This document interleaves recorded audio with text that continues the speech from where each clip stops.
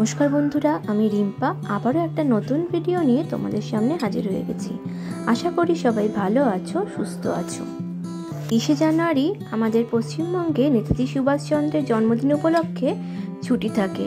তো ওই দিন আমি আর সুপ্রীতি দুজনে মিলে হঠাৎ আগের দিন রাত্রিবেলা প্ল্যান করে ভোর ভোর বেরিয়ে পড়েছিলাম চিড়িয়াখানার উদ্দেশ্যে। চিড়িয়াখানা যেতে বাচ্চারা ভীষণ পছন্দ করে।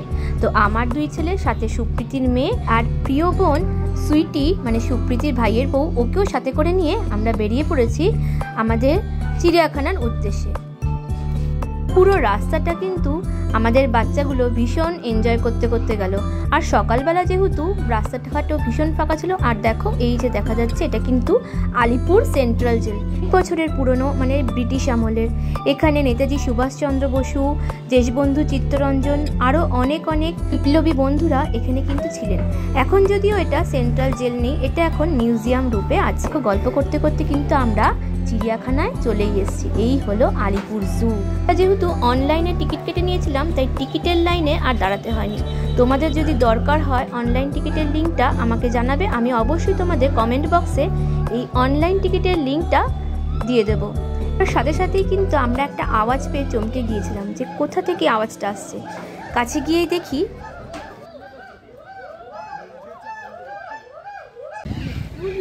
এই দুটো শিম্পাঞ্জি এরা চিৎকার করছে, ভীষণভাবে খেলাধুলা করছে।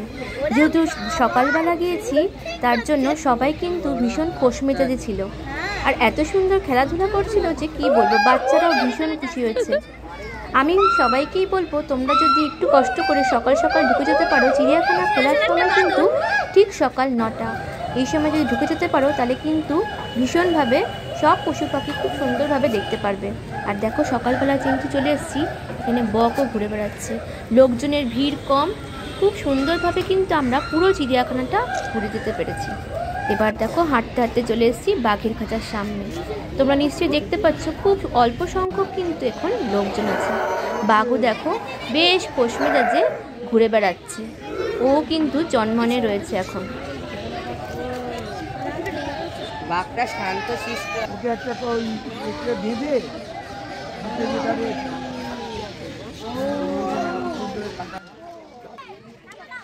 চিড়িয়াখানার ভিডিওটা তোমাদের সাথে কিন্তু একটু একটু করে শেয়ার করে নিয়েছি। এরপর রিলসের মাধ্যমে সব কিছু ডিটেলস তোমাদের সিঙ্গেল সিঙ্গেল করে দেখাতে পারবো, তাই ধৈর্য ধরে একটুখানি এই ভিডিওটা কিন্তু দেখো। বিশেষ করে বাচ্চারা কিন্তু ভীষণ এনজয় করবে। চলো,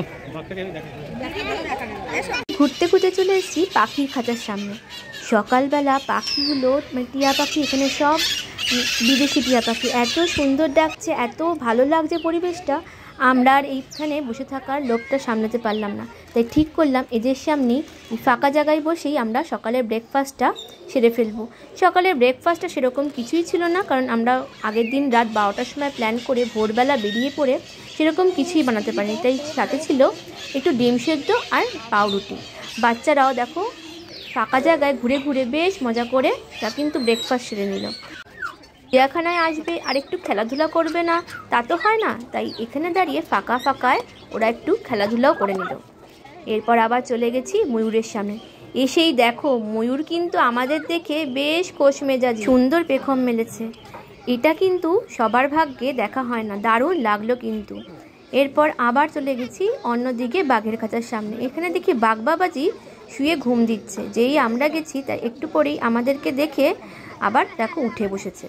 তার পাশেই রয়েছে সাদা বাঘের খাঁচা। এই দেখো, উনি কিন্তু জেগেই ছিলেন, খালি এদিক আর ওদিক সবাইকে ঘুরে ঘুরে দেখে যাচ্ছেন। চিড়িয়াখানায় এসছি আর খাওয়া দাওয়া কিছু হবে না তা তো হয় না, তাই টুকটাক চলতে ফিরতে আমাদের কিন্তু খাওয়া দাওয়া চলছিলই। এই দেখো, এখানে দাঁড়িয়ে দাঁড়িয়ে ধীরে ধীরে কিন্তু লোকজনের ভিড় দেখেছো, কিছুক্ষণ আগেই কিন্তু বেশ ফাঁকা ফাঁকা ছিল। এখন দেখো, যত বেলা বাড়ছে তত কিন্তু লোকজনের ভিড়ও বেড়ে চলেছে। একটু টুকটাক খাওয়া দাওয়া সেরে আমরা আবার চলে গিয়েছিলাম সরীসৃপ ভবনে, মানে রেপটাইল হাউসে। এখানে বেশ কিছু সাপ খোপ দেখলাম, কিন্তু ঠান্ডাতে ওরাও ভেতরে ঢুকে রয়েছে। আর এই দেখো, এখানে কিছু গুই সাপ রয়েছে। তো গুই সাপ বলি আমরা, কিন্তু তোমরা কে কী নামে একে চেনো অবশ্যই কিন্তু আমাকে কমেন্ট বক্সে লিখে জানিও। পুরো চিড়িয়াখানা ঘুরতে ঘুরতে বাচ্চাগুলো ক্লান্ত হয়ে পড়েছে, আর ক্লান্ত হয়ে গেলেই ওদের চোখ চলে যায় আইসক্রিমের দিকে, তাই একটুখানি আইসক্রিমও খেয়ে নিয়েছে। আঁকি দিকগুলো ঘুরে তারপরে আমরা সবাই মিলে একটা জায়গায় বসে গল্প গুজব করে রেস্ট নিয়ে বাচ্চারা একটু খেলাধুলা করে তারপর বাড়ি ফিরে এসেছি। সব কিছু মিলিয়ে মিশিয়ে কিন্তু আজকে সারাটা দিন ভীষণ এনজয় করেছি। ভিডিওটা তোমাদের কেমন লাগলো অবশ্যই কিন্তু কমেন্টে জানিও।